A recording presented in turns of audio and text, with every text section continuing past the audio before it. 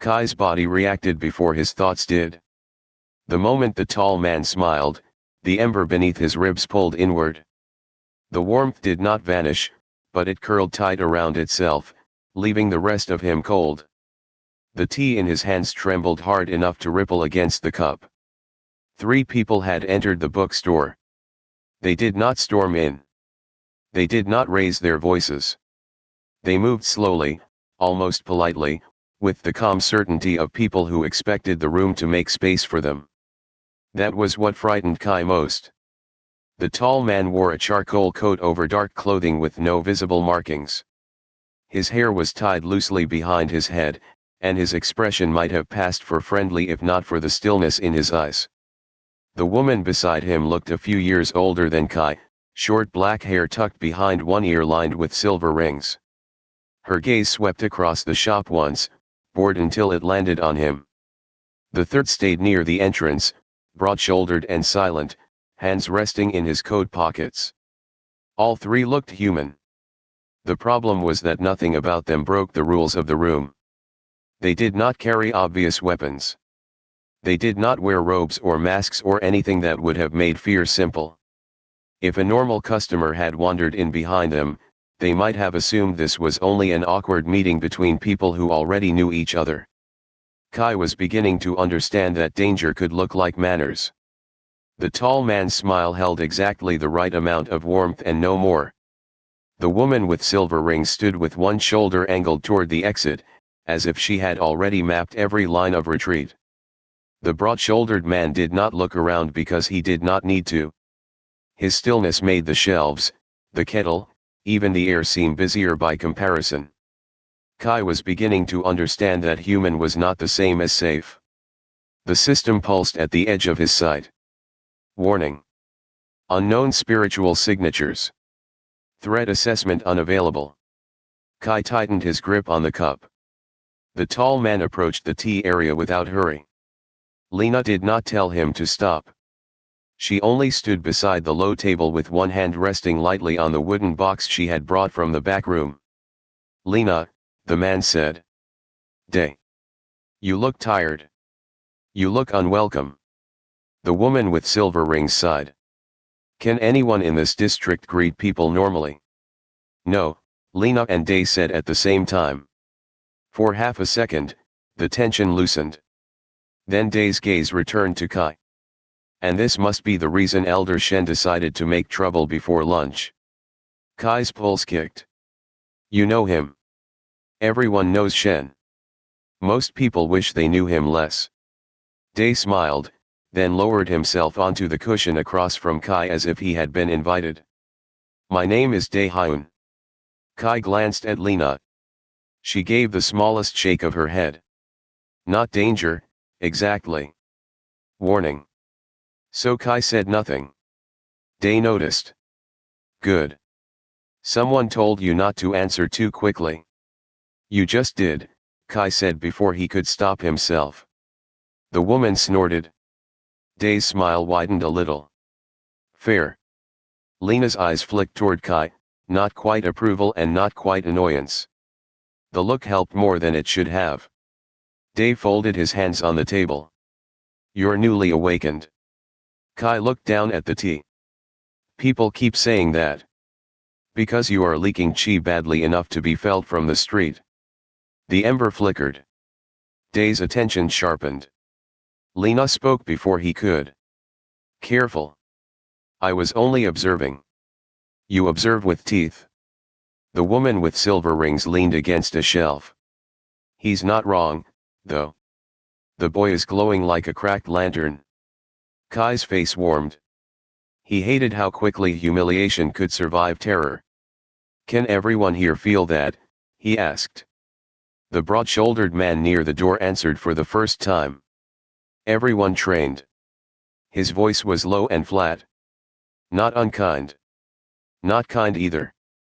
Kai set the tea down before his hands could betray him further. "Then what am I supposed to do?" "That," Day said, "is the useful question." The answer irritated Kai because it sounded like something Lena would have said. Day reached into his coat. Lena's hand tightened on the wooden box. Everyone in the room noticed. Day paused with 2 fingers still inside his pocket. Slowly, he drew out a folded paper charm and placed it on the table between them. No one moved. Concealment talisman, he said. Low grade. Temporary. Harmless if used correctly. Lena's expression did not soften. And expensive. A gesture of goodwill. From Black Tide. There it was, the first name that sounded like a door opening somewhere Kai was not ready to enter. Black Tide. The words did not arrive with a system prompt or any supernatural chill, but they carried history in the way Lena said them. Not fear. Not hatred either. Something older and more practical, like a scar that still knew the weather. Kai wanted to ask whether Black Tide was a sect, a company, a gang, or one of those old families that people in stories always mentioned right before someone important died. He kept the questions behind his teeth. Lena had told him practical questions first, and there were too many answers here that could turn into traps if he grabbed them too soon. Day did not look away from Lena. From me. The distinction mattered to them. Kai could tell by the way the air tightened around it. He did not know why. For once, he did not ask. Lena looked at the talisman, then at Day. Why? Because if North River senses him before he learns basic concealment, they will not offer tea first. Kai's stomach sank. Another name. Another door. Lena's jaw tightened. Do not use him as bait for your old grudges. I am trying to keep him alive long enough for the grudges to become relevant. Very noble. Occasionally. The woman with silver rings rolled her eyes. This is why meetings take forever. Kai looked from one face to another. I don't know what Black Tide is. I don't know what North River is. I don't know what Azure Meridian really is. I don't even know whether this tea is doing something to me. Lena blinked once. It is only tea. Good. That is one answered question. Day laughed softly. The sound surprised Kai. Not because it was cruel, but because it was not. For a moment Day looked less like a threat and more like someone amused despite himself. He has sense, Day said. He has been awake for less than a day, Lena replied. What he needs is quiet, assessment, and boundaries. Agreed. Lena's eyes narrowed. Day lifted both hands slightly. Truly. I did not come to recruit him. Then why come? His smile faded. Without it, he looked older. Because things have been moving under the city, he said. Small things. Hungry things. Shen noticed one trail. We noticed another. Then this boy walks into North Hollow leaking fresh chi from an unsealed core. Kai's throat went dry. The system remained quiet. He wished it would say something and was grateful that it did not. Lena glanced toward him. Her voice changed when she spoke again. Less sharp. More careful. Kai, listen to me. Do not chase every explanation tonight. You will drown in other people's history before you understand your own condition. He swallowed. Then what do I do? You decide whether to remain here for evaluation. And if I leave? You may leave. Lena said it immediately, and that mattered. I will give you a basic breathing stabilizer and instructions for hiding your chi as best you can. It will not be enough for long. Day nudged the talisman forward with one finger. Take this either way. Lena gave him a hard look. He ignored it. Kai stared at the paper charm. Thin strokes of black ink crossed the surface in patterns that made his eyes want to slide away. It did not glow. It did not hum.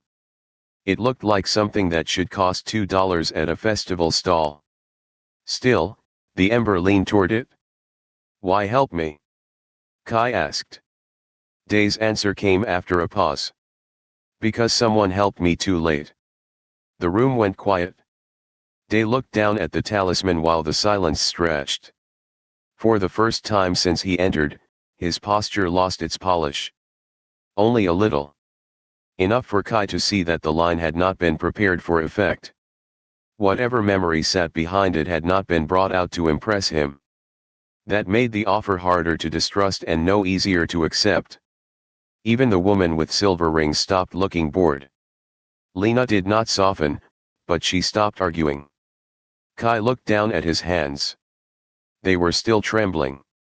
He thought of his apartment, the clinic bill under the notebook, Marta shouting from the back door, Mina's messages waiting unanswered on his phone. Ordinary things. Fragile things. A life he had thought was small until strangers started speaking as if it might be valuable to predators. He also thought of how quickly everyone in this room had started talking over the shape of his future. Even Lena, who seemed to be trying not to push, spoke from a world where rules already existed and Kai simply had to learn them fast enough not to be crushed. Day offered help with one hand and history with the other. North River waited outside as a name without a face. Staying did not mean trusting them. Leaving did not mean freedom. Both choices had teeth. He wanted to go home. He wanted someone to explain everything. He wanted his grandmother alive for 5 minutes so he could ask whether any of this had been hidden inside her stories. Instead, he took a slow breath. The ember stirred. "If I stay," he said, "do I have to join anything?" "No," Lena said. Day smiled faintly. "Not tonight." Lena shot him a look. "Joke," he said. "Bad one." "Most are." Kai found himself breathing a little easier, which seemed unfair given the circumstances. "Then I'll stay for evaluation," he said. "But I want to understand what you test before you test it." Saying it made his stomach twist, but it also gave the room a shape. Until that moment, everything had happened to him: the alley, the system, the stranger, the card, the hidden hall, the names dropped like stones into water. This was small, maybe, but it was his first condition. Lena seemed to understand that. She did not smile or praise him. She only shifted the wooden box closer and made space on the low table, as if his condition had weight enough to alter the room. Day watched the exchange with an expression Kai could not read. Interest, maybe. Or memory. Whatever it was, he did not interrupt, and Kai found himself grateful for that too. Lena nodded. Reasonable. Day slid the talisman the rest of the way across the table. And he should use this before he leaves the inner room. This time Lena did not object. That worried Kai more than the argument had. The broad-shouldered man at the door turned his head slightly. "Movement outside," he said. Every adult in the room went still. Kai's brief calm vanished. Lena picked up the wooden box. "Back room," she said to Kai. "Now. Now." Day rose from the cushion, his easy smile returning like a mask being put back into place. "It seems North River has also decided to be helpful." The bell above the entrance did not chime this time. No one opened the door. But outside the frosted glass, a shadow paused. Then another. Kai stood slowly, the paper talisman cold between his fingers, and understood that choosing to stay had not made him safe. It had only made him someone people could find.